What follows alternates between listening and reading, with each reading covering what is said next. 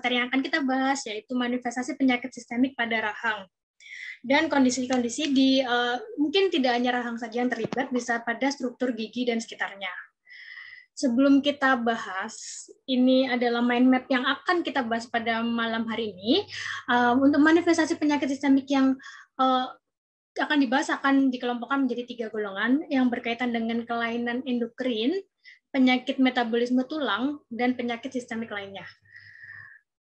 Oke, secara umum kaitan dari gambaran radiografik ini nggak akan bisa berdiri sendiri. Kondisi penyakit sistemik ini biasanya kita harus menyesuaikan dengan kondisi klinis dan juga kondisi gambaran radiografnya. Mungkin kalau misalkan pada suatu kasus itu harus cocokkan kondisi klinisnya seperti apa dan kondisi radiografinya kayak gimana.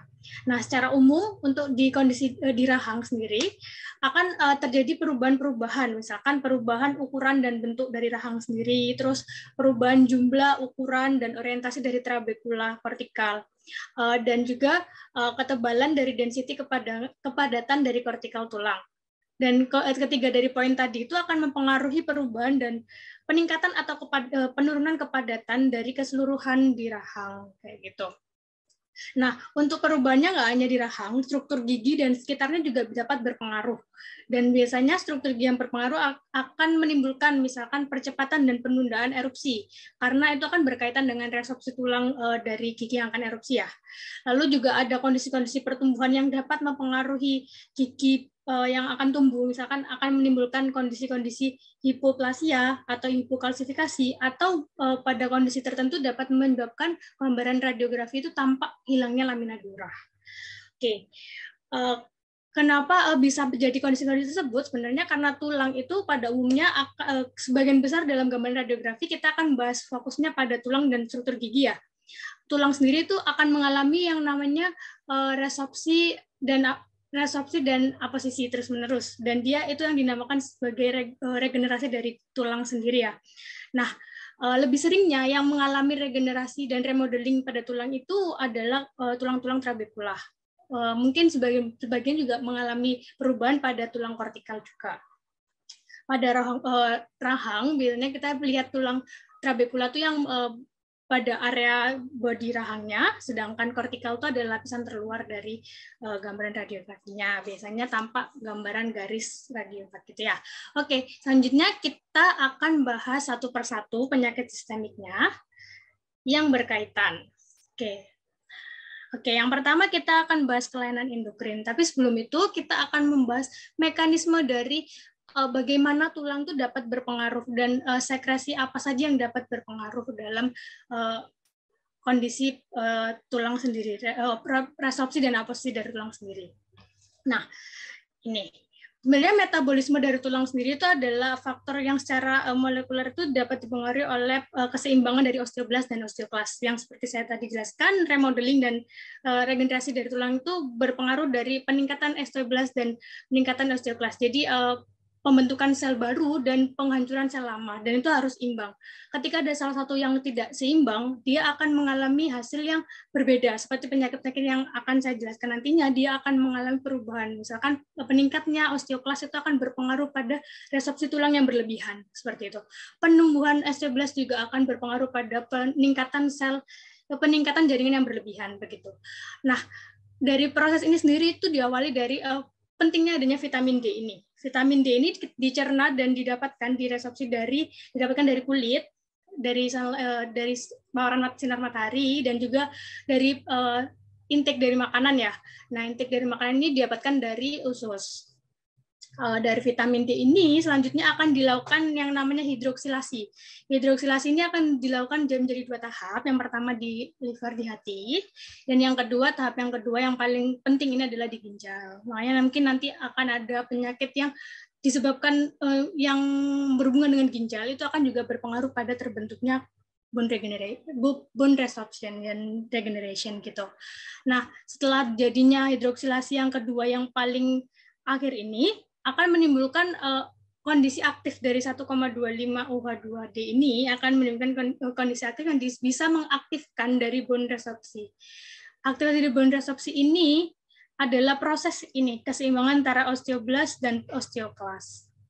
Oke. Selain itu juga ada yang dipengaruhi oleh paratiroid hormon, di mana paratiroid hormon ini berperan dalam peningkatan bone resorpsi, metabolisme tulang, dan dia juga berperan dalam peningkatan kalsium reabsorpsi dan penurunan fosfat reabsorpsi yang akan berperan pada proses di ginjal. Gitu. Oke, selanjutnya kita mulai bahas penyakitnya satu persatu ya. Yang pertama adalah hiperparatiroidism. Jadi hiperparatiroidism atau biasanya kita sebut hiperparatiroid kalau dalam bahasa Indonesia, itu adalah berlebihnya atau meningkatnya. Hiper berarti kan berlebih ya. Berlebihnya hormon paratiroid. Paratiroid hormon ini adalah hormon yang dihasilkan oleh lobus anterior dari dari hipofisis. Oke. Selanjutnya di hiperparatiroidism ini ada dua tipe. Yang pertama adalah primer dan sekunder. Di mana primer ini dihasilkan oleh kondisi-kondisi tumor, misalkan tumor adenoma.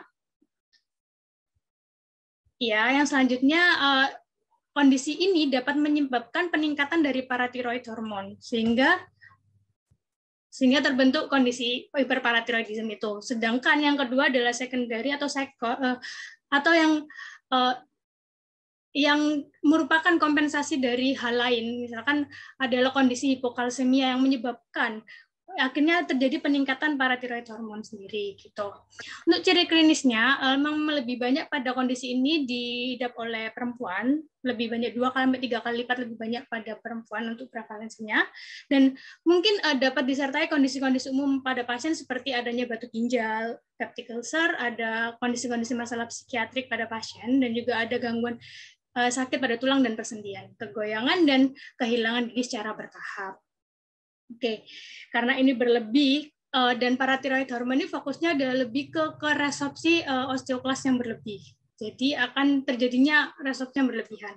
Secara umum, gambaran radiografi umum ada terjadinya erosi tulang yang halus. Jadi bukan yang kasar gitu, yang disebabkan oleh penyakit kondisi ini halus, tidak ada, ya kalau tampak dalam gambaran radiografi itu tidak terlalu gerigi gitu ya, tapi halus pada tulang falangis tangan, terus terjadinya demineralisasi tulang pada tulang skeleta lainnya, terus terjadi kondisi osteitis fibrosa sistika terlokalisir, jadi itu melunaknya tulang yang disebabkan oleh tidak terbentuk dengan maksimal dan diisi oleh jaringan fibrus gitu pada tulang ekstremitas biasanya, dan kalsifikasi patologi, jadi mengalami kalsifikasi gitu.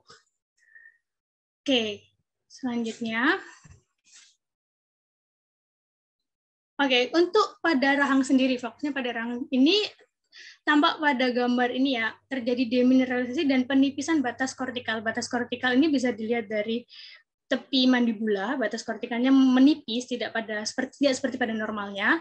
Lalu kepadatan tulangnya juga tidak begitu jelas ya. Tulangnya ini tidak begitu jelas kepadatannya dan hilangnya trabekulanya tidak begitu tampak. Jadi harusnya dia mungkin ini yang lebih jelas ya. Dia tidak tampak seperti trabekula yang seperti gambaran kalau pada normalnya radiografi gitu ya. Ada gambaran seperti kayak kaca apa ya?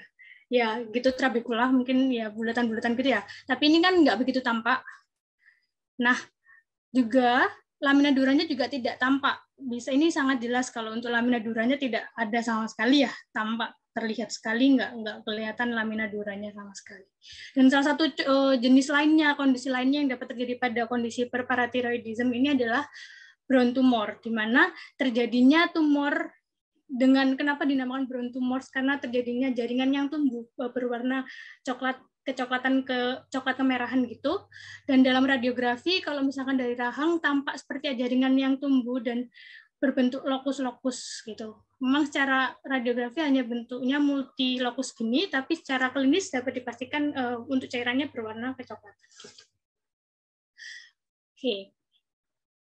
Selanjutnya adalah hipoparatiroidism atau pseudoparatiroidism. Jadi kalau tadi hyper itu berlebih, berarti hypo artinya berarti berkurang.